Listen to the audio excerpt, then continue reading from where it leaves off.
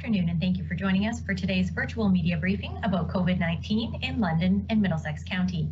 We're joined today by the Mayor of London, Ed Holder, and the Medical Officer of Health for the Middlesex-London Health Unit, Dr. Mackie.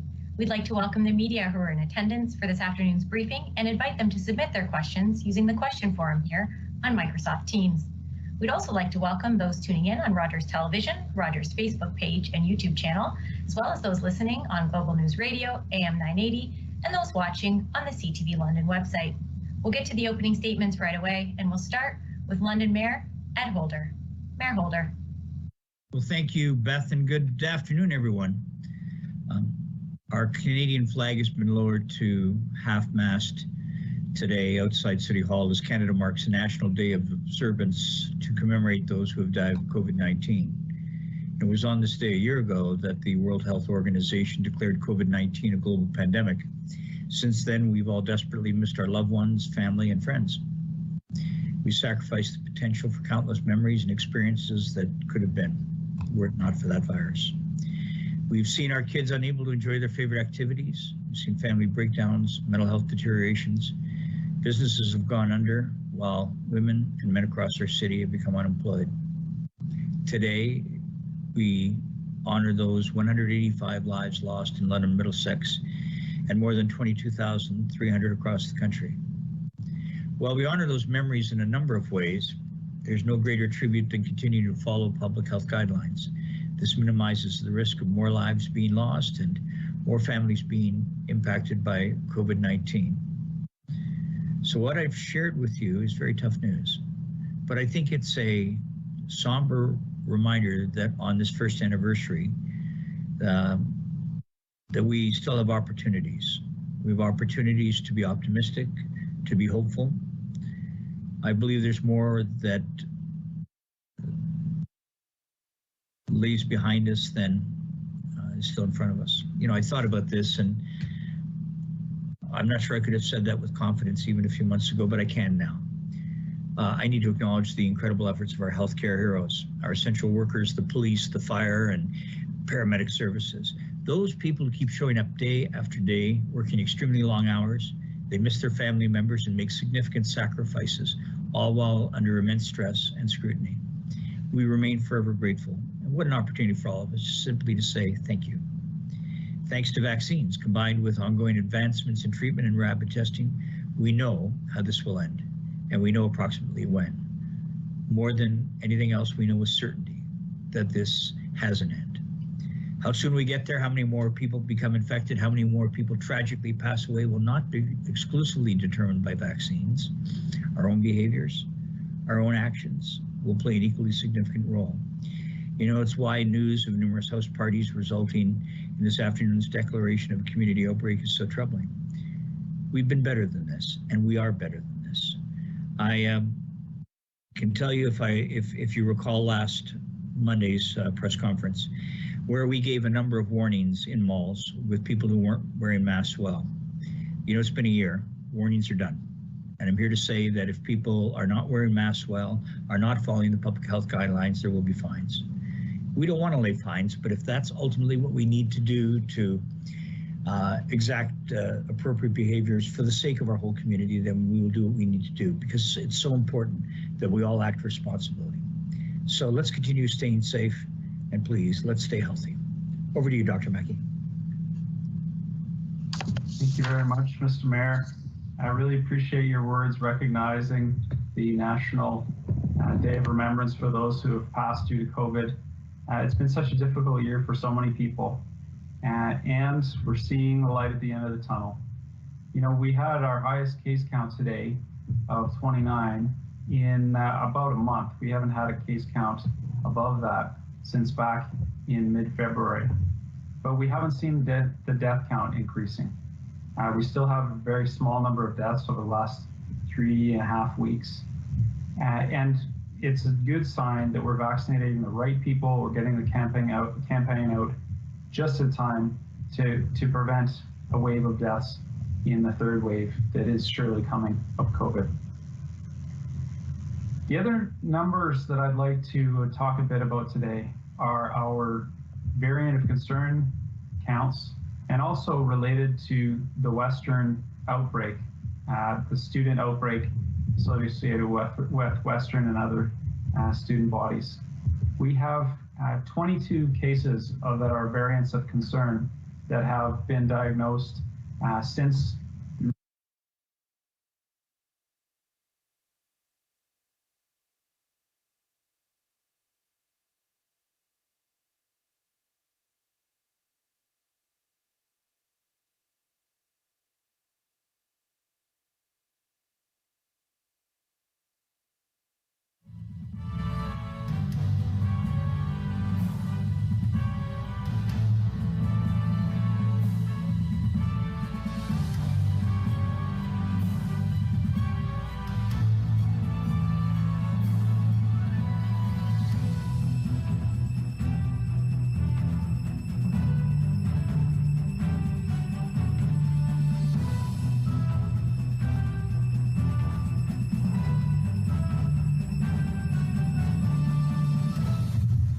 and it doesn't matter what the variants are, whether they are the older variants or the newer variants of concern. Indoor gatherings, unmasked, will contribute to COVID spread. So it's so important as we look forward to St. Patrick's Day next week, to Easter a few weeks after that, that people plan to have safe, small, outdoor gatherings. If people bring their large groups of loved ones together the way we traditionally do, or go and celebrate St. Patrick's Day, for example, in large groups, we will see large outbreaks of COVID-19. This third wave is just beginning, and it will continue likely until May or June, as we saw the first wave tapering off last year. So really encouraging people to follow those regular public health precautions that we've been stressing all along. Wear a mask, keep your distance, don't gather indoors. Thanks, Beth. Happy to take any questions. Thanks very much, Dr. Mackie and Mayor Holder, for those opening statements. We do have quite a number of questions in queue this afternoon, so we will try to get through as many as we can within the half hour here. The first question is for you, Dr. Mackie. It comes to us from Rebecca Rodriguez with the Western Gazette. Dr. Mackie, regarding the outbreak involving post-secondary students, can you confirm if all of these students are Western students? Yes, Rebecca, at this point, it looks like the vast majority are Western students, possibly all of them. We're just confirming some of that. Great, thanks very much, Dr. Mackie. I do believe that response takes care of the next one in line as well from Steve Young, whether or not with the recent outbreak it involves Fanchar Western students, and since we are aware that it's mostly Western students at this point, Steve, hopefully that helps to answer your question as well. Next one up is from Jennifer Beeman with the London Free Press. It is for you, Dr. Mackie. Dr. Mackie, are you worried that the shift to orange, warm weather, and the promise of vaccines are motivating people to let their guard down? Well, I think those are all factors. It's great that we're staying at this point in the orange. We haven't had any discussions with the province about changing to a different level in the color framework for future weeks. The orange restrictions are helpful if people follow them. Again, those indoor gatherings are really what it's all about. If you're gathering with people from outside of your household, especially close contact unmasked, you are going to put yourself at risk. Keep those gatherings small, keep them outdoors. Thank you, Dr. Mackie. And Mayor Holder, this strikes me as a question that you might want to respond to as well. So I wondered if you had any comments you'd like to add on top of that. Oh, you're just on mute there, Mayor Holder. Thanks, Beth. It's easy to say I totally agree with Dr. Mackie. And let me say I totally agree with Dr. Mackie. I would add to that from our standpoint, the message that we're delivering today is absolutely consistent with the messages we've been delivering week over week. And so the issues of congregate settings, groups coming together, hanging around, being careless by not wearing masks, not using the opportunities to be outside and self-distance. I think it's why, even from an enforcement standpoint, which again has always been our approach of last resort, because we've always felt education is the important thing to do. I would tell you that from our perspective, whatever it takes to get us to the point where we get the kinds of behaviors that Londoners deserve, so that we can all stay healthy. So I'm not sure, as much as the mantra is the mantra is the mantra, I'm not sure how much more we can add to that gets into some people's heads that, be sensible. And by the way, got to tell you, most people get it, but the errant few that don't make it bad for everyone else and put everyone else at risk. Thanks very much for that response as well, Mayor Holder. Our next question comes to us from Steve Young with CJBK. Just a quick follow-up to his previous question. Is this outbreak connected to the outbreak at Essex Hall, Dr. Mackie? Yeah, at this point, we don't see any links. This outbreak seems to be associated with off-campus partying and is not related to the Essex outbreak. Thanks very much, Dr. Mackie. A question here for both Dr. Mackie and Mayor Holder from Jennifer Beeman with the London Free Press. Given the outbreak linked to post-secondary student house parties, are you worried for more of the same next week with St. Patrick's Day coming up on Wednesday? And on a follow-up to that as well, Dr. Mackie, will you consider a Section 22 order like Kingston's health unit to curb the parties? Yeah, at this point, we're not considering a Section 22 order. We definitely are concerned about student parties around St. Patrick's Day. We know that traditionally it's a pretty big event in the student community locally. And we hope that people are going to be as cautious as possible.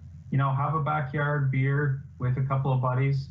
Obviously, we can't have crowded bars. We won't. The restrictions are in place to prevent that. But those house parties indoors are an excellent way to spread COVID. They will spread COVID if we see them. So please enjoy responsibly.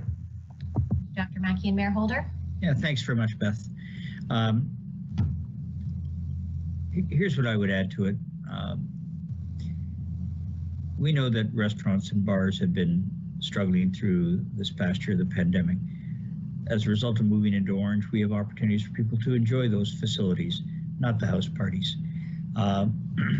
We've got these rules absolutely in place and the guidelines in place to be able to prevent the kinds of problems that we've just talked about relating to these outbreaks now.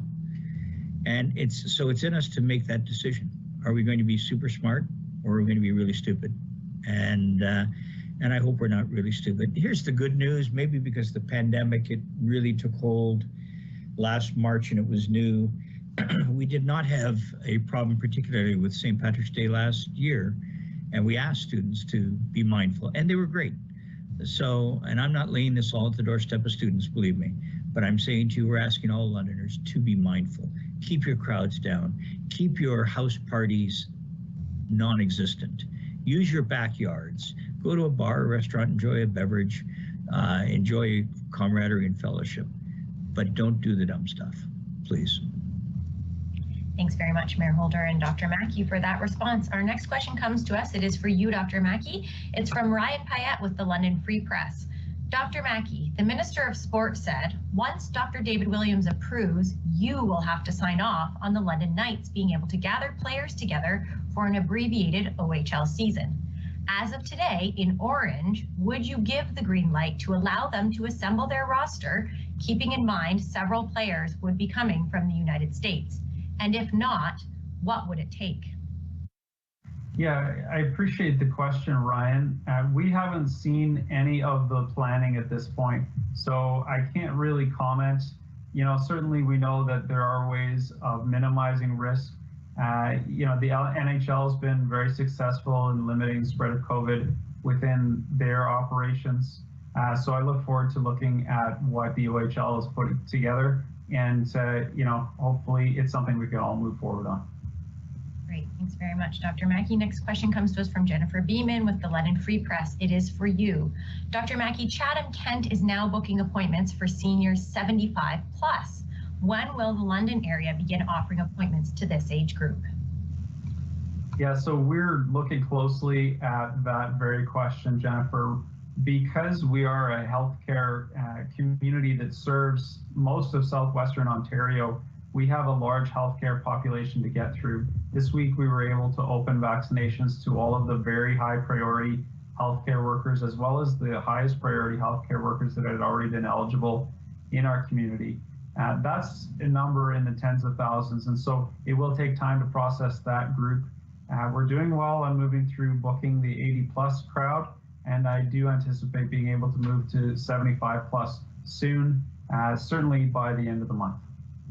Great, thanks very much, Dr. Mackie. One more question here from Jennifer Beeman with the London Free Press. Dr. Mackie, the province is releasing updated modeling this afternoon. Is the health unit preparing for a third wave?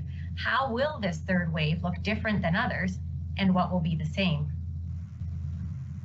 Yeah, so I mean, we're absolutely preparing for a third wave and have been, since the second wave started to end.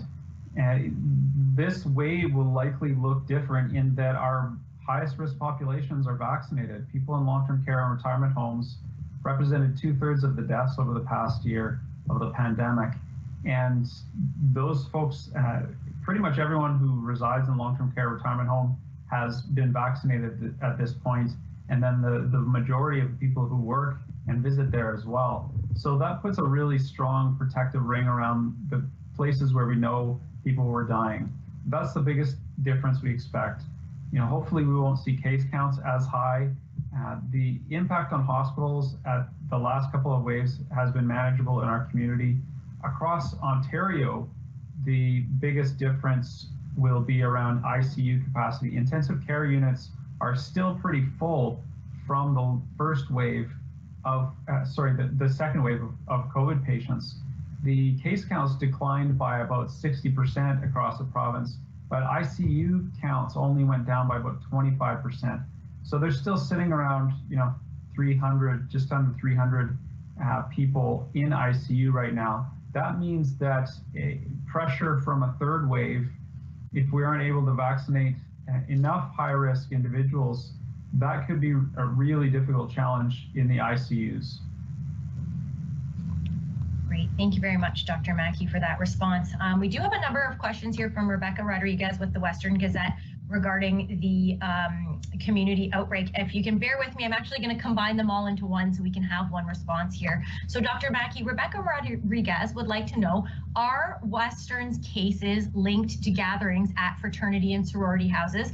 A follow-up, if you can confirm that these frats are Phi Gamma Delta and Kappa Alpha Theta.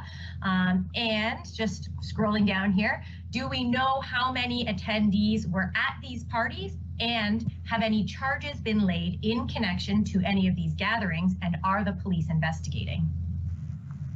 Well, Rebecca, as usual, you've got your ear to the ground when it comes to the student population.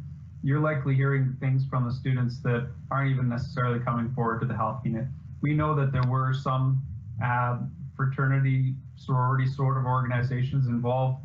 We don't have the details at this point in terms of exactly where all of these gatherings were and what the number of students involved would have been. Great, thank you very much, Dr. Mackie, for allowing me to consolidate those questions there. And just one follow-up from Rebecca about that, are any of the 22 cases linked with the gatherings variant strains of COVID-19? And I think you had answered that previously where you had indicated that they were not. So thank you very much, Rebecca, for all those questions. Our next question comes to us from Jane Sims with the London Free Press. This question is for you, Dr. Mackie. Given that we have made a great effort to get through phase 1, are you disappointed that MLHU wasn't part of the provincial AstraZeneca pilot program in pharmacies? When can we expect to see that distribution expand into the area? Are you concerned about recent reports in Europe where the AstraZeneca vaccine has been put on hold for fear of causing blood clots? Yeah, it's great to see AstraZeneca coming into the country. It's great to see the pilot. We look forward to having the availability of that vaccine. It is a strong, weapon in the arsenal against COVID. Yes, I'm aware of some of the reports out of Europe. We're talking about very small numbers. There was one death, from what I understand, in Denmark, and where they put the AstraZeneca on hold. You can imagine when you're vaccinating populations in the millions, you're going to see people dying of all sorts of causes over that time period that may or may not be vaccine related. So of course, all eyes are on the safety issues. It's great to see that, this safety monitoring system is picking up whenever there is a serious issue. That sort of reporting of adverse events after vaccination is universal and certainly we have that in place here in Ontario. In terms of the implications for the safety of the vaccine, the clinical trials had very large numbers of people involved and showed good safety for the AstraZeneca Oxford vaccine. So at this point, I don't think there is enough data to say that there is a safety problem. None of the countries involved are saying that either. What they're saying is that there's enough data to do further investigation.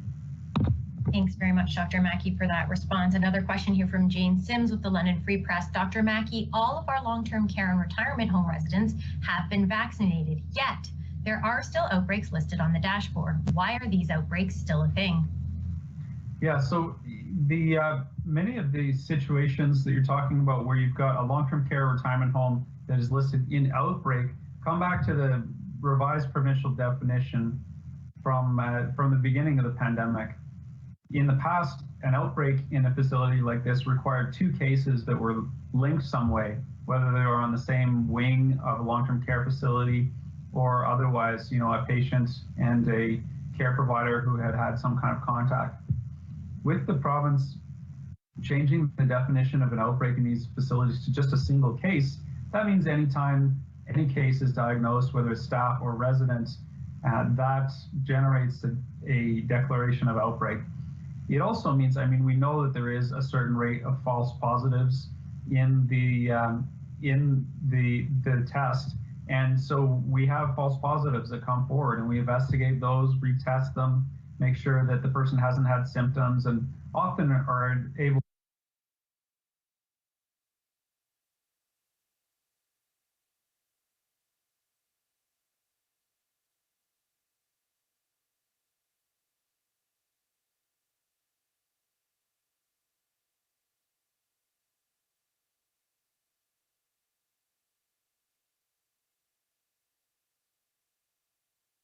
Jane saw some data that suggested Middlesex-London ranks second in the province behind Chatham-Kent for the most vaccines administered per 100,000 residents. Can you confirm that? Yeah, we've seen different cuts of the data. Certainly we are, top 5 or 6 in terms of people that have completed their 2-dose regimen. And we're definitely in the very top as well in terms of total vaccinations per capita. It's something I think we all should be proud of, and it's just the tip of the iceberg. We have so much more work to do. Thanks very much, Dr. Mackie. Our next question comes to us from Matthew Trevithick with AM 980 CFPL. The question is for you, Dr. Mackie. On Monday, you said that roughly 20 to 30% of recent cases involved variants of concern. Has that percentage changed much since then? Yeah, it's not that we're at that rate over a prolonged period, but we have had days when 20 or 30% of the cases that came in were positive for the variants of concern. Over the past, let's take the period over the past 2 weeks where we've had about 15 cases of variants of concern confirmed. That's a time period when we had something in the range of 200 cases. So over that broader time period, it is what's the half of 15? So we're talking about under 10% of cases are variants of concern, which, it is a growing issue. Week over week, we're seeing an increase in that percentage, but at this point, it's still not the driver of disease. 90% or more of cases remain the usual variants. And again, it just goes to show, all of the experience we've had recently, large indoor gatherings. The other thing that's driving cases is increase in the number of close contacts that each person has. So, our average right now is about 6 per person. We've been as low as 1 to 2 contacts per case, at the peak of the first wave and towards the, as the second wave was passing away. When we see the case counts up and around 6 per person, that's enough to generate increased spread in our community. So we want to see the close contacts per case declining, and that's what will make a big difference here. Thanks very much, Dr. Mackie, for that response. We have another question here from Matthew Trevithick, AM 980 CFPL. Dr. Mackie, Toronto has been mulling the idea of 24-hour vaccination clinics. Could London Middlesex see round-the-clock vaccinations once vaccine supply is more abundant and stable? So the hours of operation of the clinic are a real red herring right now. The limiting factors, well, the one limiting factor right now to vaccines being delivered is vaccines coming into our community. We're moving them right now faster into arms than they are arriving at our clinics. We're depleting our supply in the clinics. Increasing hours wouldn't really make a difference there. You know, we might run out in 6 days instead of 7 days. But if the vaccine's not there, then increasing clinic hours doesn't really make sense. We have moved to 12-hour per day clinics. That means availability is good no matter whether you're an early riser or you stay up late. You know, the clinics are available when people need them. The other limitation is human resources, and I can tell you it's a lot easier to recruit people to work 9 to 5 or even 12-hour day shifts than evening shifts and night shifts. And so increasing hours when human resources are such an important part of the picture doesn't really help either. Great, thanks very much, Dr. Mackie, for that response. Next question comes to us from Scott Kitching with Blackburn News. I do believe this question is directed towards you, Dr. Mackie. It is in reference to the Wellington-Dufferin Guelph vaccine registration system, and I'm not sure if you're familiar with that system, but I'll read the question and we'll see where we can go with that. Dr. Mackie, Scott has been hearing from some 80-plus-year-olds that the vaccine booking system is problematic because it involves a rush for bookings online and on the phone when appointments become available. Some have said that they have had to rely on family members to help them try to book appointments, and this makes them feel even worse about their level of competence. Was there any consideration of having a registration system like what is currently being used at Wellington-Dufferin Guelph Public Health? And if not, why? So I don't know what the system that Wellington-Dufferin Guelph is using looks like. And I feel for the people that have been frustrated with either difficulty booking online or having to call the phone lines multiple times. The thing that we're most focused on is making sure that the vaccine appointments get filled, and they are getting filled as soon as we put them out. So that's the real public health objective that we've set, and it's what we're meeting. And we're going to do our best to continue to improve on the customer experience. But I'm very happy with how we've been working in terms of getting those appointments filled. Thanks very much, Dr. Mackie. So we've got about 2 minutes left and 3 questions. So hopefully we'll be able to get through everything. Is everyone okay to stay on past 2:30 if need be for a couple minutes? Great, thank you. Our next question comes to us. This is a quick one from Steve Young with CTV and CJBK. It is for you, Dr. Mackie. Are dentists and pharmacists included in the next round of vaccine eligibility? Oh, you're just on mute, Dr. Mackie. Yeah, they sure are. That's an easy one, Steve. We do have a vaccine eligibility page on healthunit.com. I'll put the link straight into the chat. Thanks very much, Dr. Mackie. Our next question comes to us from Jacqueline LaBelle with AM 980 CFPL. This question is for you, Dr. Mackie. Have any secondary cases been identified in the outbreak involving people who did not attend the social gatherings but are in contact with those who did? Yeah, we're a bit early to see secondary cases. Certainly we will be testing to see, among the close contacts of those who were at those events, whether there are any cases, but we are too early at this point to diagnose secondary cases. Thank you, Dr. Mackie, for that response. Our final question here from Kate Dubinsky with CBC News. This question is for you, Dr. Mackie. Dr. Mackie, when do you anticipate phase 2 of the vaccine rollout to start? Do you want those in phase 2 to contact the health unit specifically? Sorry, I'm going to start this again. Do you want those in phase 2 to contact the health unit, specifically those who care for adults with intellectual disabilities? Those folks are on the provincial phase 2 list, but have been told that no information is available locally yet. Yeah, we hope to start phase 2 sometime around the beginning of April, give or take a week or so. Do we want those to contact the health unit? No. So all of the booking goes through our website or phone number. The website is covidvaccinelm.ca, covidvaccinelm for London Middlesex.ca, and you can find the phone number for the bookings there. The reality is that we need people to be aware that we won't be able to vaccinate or even book everyone in phase 2 all at once. When we start talking about phase 2, we've been vaccinating in the tens of thousands. We'll probably tomorrow give out our 50,000th vaccine in the region.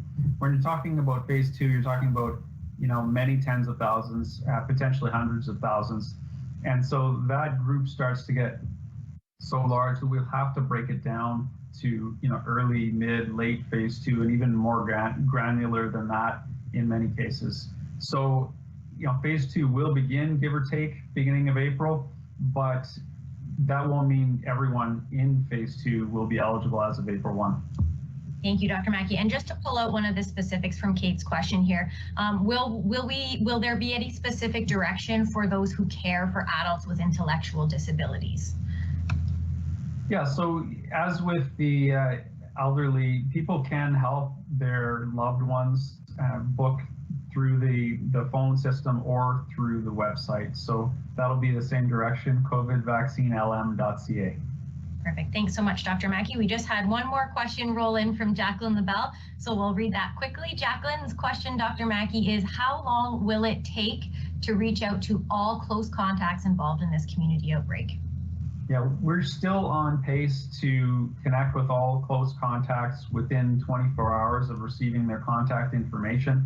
So that is obviously happening today and tomorrow. So we'll have that contact information and make contact. That doesn't mean we'll be directing those folks to testing as appropriate. It takes time to get them into testing, takes time to get the test results back. So there'll be some time before we know the true extent of this outbreak. Thank you very much, Dr. Mackie. That leaves us with no more questions in queue this afternoon. So thank you, Dr. Mackie, Mayor Holder, for joining us and powering through a lot of great questions this afternoon. So thank you again. Thanks for the viewers who tuned in.